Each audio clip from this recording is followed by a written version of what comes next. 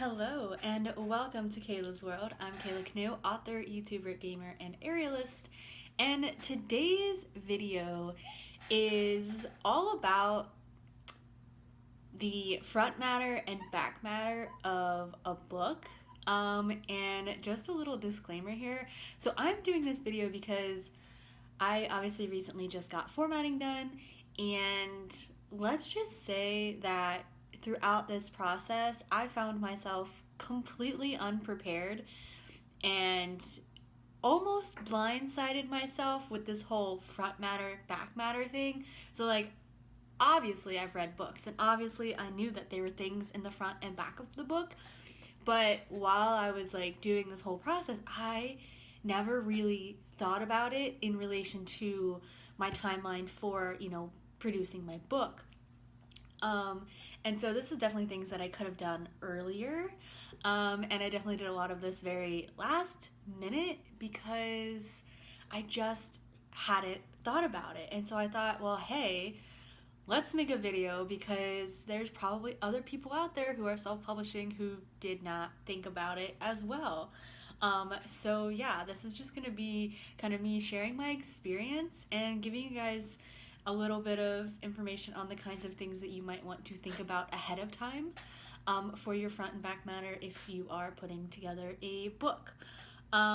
So to start, I guess definition-wise, front matter is the stuff in the front of the book, back matter is the stuff in the back of the book. So for the front of the book, things that you're gonna have up there, which turns out if your cover designer is different than your interior formatter, you're gonna wanna get some files from your cover designer for this. But we have the full title page and the half title page, or I guess the half title page comes first and then the full title page. So the half title page is basically just the title of the book, which I have my proof here, so I am going to show you. So this is the cover. And so the half title page is literally just the title, which includes the subtitle, which is book 1 of the Intertwined series. And then and you have to leave a space. So if you're doing this yourself, always think about the fact that like you're not putting something on the back of this page here. So like I have my half title and then a blank page and then my full title, which includes my author name as well as my publishing company logo here. And so this is my full title page. And then on the back of that bad boy, we have the copyright information. So you'll have your copyright page, it'll have all that information on there. You can look up what all you might want to put there, or if you have it professionally done like I did, they actually put in all that stuff for you. So I actually didn't have to do anything for these pages aside from getting my half title and title graphics from my cover designer. I didn't actually have to do anything for these. Will you settle down, puppy? Settle down. Sorry if my dog is crying. He's a little excited. But then we have the dedication page.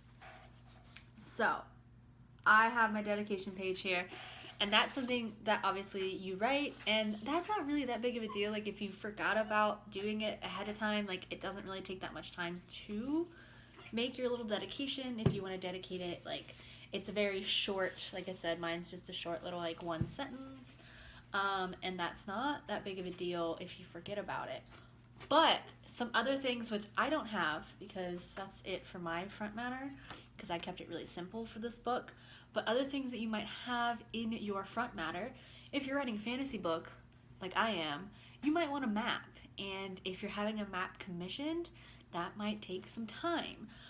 So if you need a map for your book, you want to do that ahead of time so that you get that map before your deadline for your interior formatting.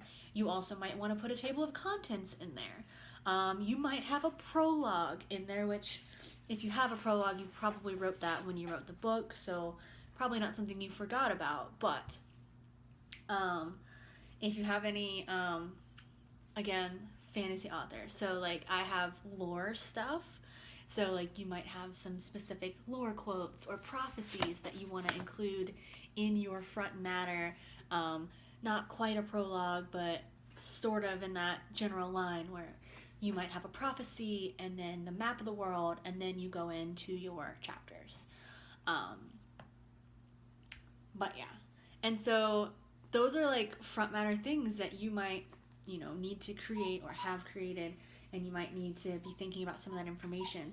I have magic symbols, and I actually did think about these ahead of time.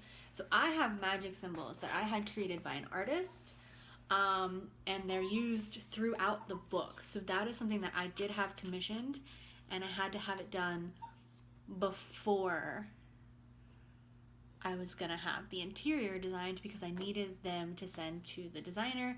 And like, my magic symbols are very simple. I actually drew them myself and then reached out to an artist friend and was like, hey, can you draw this, better and digitally? Because I just don't have the means to do that. But yeah, so I did do that ahead of time. And then obviously you got the whole meat of the book in there. And then for the back matter, which this is what was more time consuming, and this was kind of one of those things where it was like, oh man, like I just didn't know, and I was like, what? I hadn't thought about it, and I could have done it earlier, and it really got me. So again, I am writing a fantasy novel. So for the back of the book, I ended up having to make a glossary, because I do have fantasy races and words that are unique to my world. But not everyone will have a glossary. But if you need a glossary or an appendix or an index or whatever, like, those things take time to like type up and create. So like, think about that, do that ahead of time. But also, what I completely forgot about was the acknowledgements. So you'll see here that my acknowledgements is like almost 2 pages, I think. Oh no, it's a little over a page. It's like a page and a half. So like, I had to write my acknowledgements, and like, this took a little bit of time just because like I had to put like thought and decide like what I wanted to include and what I wanted to say and like how I wanted to thank everyone. And so like that took a little bit of time. And like, I hadn't thought about it before, and it's a good thing that I gave myself extra time for my copy edits, because while I didn't need the time to do copy editing, I definitely needed the time to get the front and back matter put together and figured out as far as what I wanted. The glossary itself took a bit of time, and that is because my editor recommended that I put pronunciation guides in here for the words that are for my races. And so yeah, figuring out these little, like, I don't know if you guys can see it, figuring out these little things on how to pronounce these words, I Google searched it, and it was like looking at a foreign language. Okay, so like, I was just looking at all these different sites and all these different things, and of course different countries and different languages. Like, I felt like I couldn't find a standard, and I was like, I know nothing. I have no idea what I'm doing here. I reached out to my editor. I was like, do you have a recommendation for like how to create these pronunciations?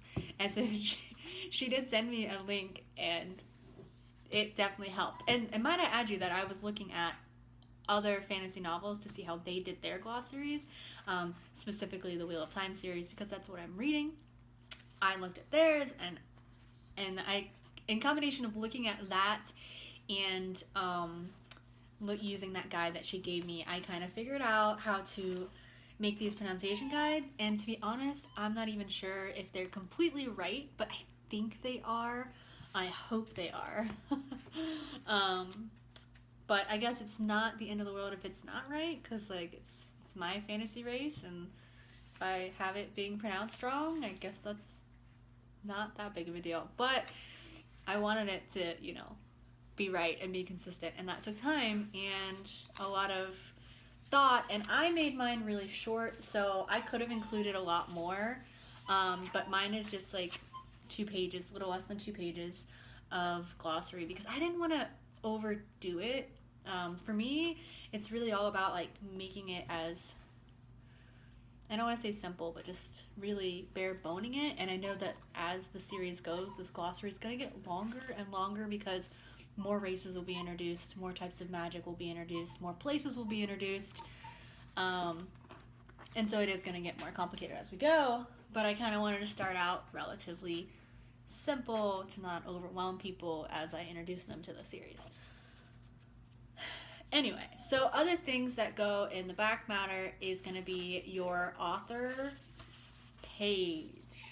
So you need an author photo, which I did not get one professionally done. This is a photo of me. I did want it cropped, which did not happen. But it still looks nice. It's a good photo of me, my name, my little author bio, and down here, visit my website, whatever. And I really just kind of looked at other books to decide what I liked and how I wanted this to be presented. But obviously, this page will not exist in the hardback because it's going to be on the wrap. But it did exist for this, so I needed it for my back matter. And, some people, for their back matter, if they're doing a series or other books, they might have the first chapter of the next book in the series included in here. They might have, like, a more dedicated page that just has all of their social media handles and like a call to action, like follow me here, things like that. I didn't do that because I wanted it to look more like a traditionally published book, and I liked it being a little bit less, I liked it being a little more, I don't want to say plain, but uncluttered. I don't know. I liked it being more simple, if that makes sense. So like it literally just has the @KaylaCanoe handle on here, and it has visit me at my website or @KaylaCanoe. I liked it simple, but you can put calls, actions. If you have other books, you can put samples of your other books. I think you could put like special announcements back there, like if you have something coming, just any kind of call to action to get people to look into what's coming next. Something I didn't mention at the front of the book because I don't have it yet is that you would have like a list of the other books by the author up front as well. This is my first book, so I don't have it, but I would put that on the back of, I believe, the half title page, so this blank page here. Once I have the rest of my books, this will be changed. So as I publish more books, it'll say also by Kayla Canoe, and it'll have the series books listed out. You can also have non-series books listed out and just have the series grouped together. So depending on how many books you have, you can include that in there. But yeah, and not necessarily front and back matter in the sense of the interior, but other things that I just kind of dropped the ball on when it came to the composition of the book would be the back blurb. Which, to be fair, I had actually created a couple drafts of this, but I did end up rewriting it after my copy edits, just because I didn't like my previous ones, and it's kind of hard to write the blurb when the book's not final, but the blurb is something that takes a lot of time. It's very important. It is your marketing resource. This is what's going to get people to buy it, so that is something you definitely want to spend time on, and don't forget about it when it comes to putting your book together. Also, taglines. If you want taglines on your book, if you want other authors to have author blurbs, you have to reach out ahead of time to them to get blurbs or like reviews and stuff. I actually have not gotten any reviews for my book yet because I didn't do it that far ahead of time. So I wanted to have basically the final copy before I started getting reviews, which probably isn't the best thing to do because I can't put a review tag on my wrap before I publish it if I haven't had any reviews. So potentially in the future, after I have reviews, I could put some reviews on there. Maybe not so much on my paperback, but on my hardback version, it's actually pretty plain on the back.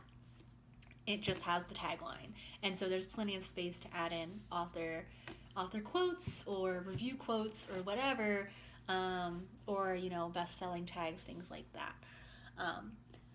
But that's just some things to think about content-wise that you might need to put together for the production of your book that you may have forgotten about or not really thought about because, writing the novel itself and getting that edited and put together is like so much work, and then all of a sudden you're like, oh, I need a glossary, or oh, I need a map. But you've already have a timeline and you're like, well, should have started that sooner. Yeah. So I definitely learned a bit of a lesson there. Definitely keep a running glossary if you need a glossary. And think about these things ahead of time. Put them in your timeline and jot them down. But yeah, so that is it. That is kind of how things went down for me. I last minuted a lot of this stuff because I had to start my publishing company. In order to put my publishing company in my book, I had to actually file the LLC because I hadn't done that yet, because I wanted to make sure I actually got the company name and the doing business as name that I wanted before putting it on my book, because like it's on my book. And I didn't want to like just put on the book and not have already filed that. So that was another thing I did last minute. And ISBNs, guys. You need your ISBNs for the interior formatting because they put it inside the book. So I had to buy those too. But yeah. Anyway, so that is all that I have for you guys today. Thank you so much for watching this video. If you like these types of videos, let me know by commenting below, hitting the subscribe button, or liking this video. I put out new videos on Wednesdays. If you become a patron of mine, you will get early access to all of my weekly videos, all of my weekly content, actually. So you will get early access to these videos, you'll get early access to my Project Infinity episodes, you'll get other exclusives over there, exclusive live streams, things like that, depending on what tier you support me with, and by supporting me over there, you kind of help me be able to continue to keep doing this and writing these books. And yeah, that is it. That is all that I have for you guys today. All of the links are below, so if you want to support me, if you want to pre-order The Reckoning, it's down there. If you want to be an ARC reviewer for The Reckoning, that Google form is also linked below. That is only open until February 14th, so check that out if you are interested in doing that, because reviews are so helpful.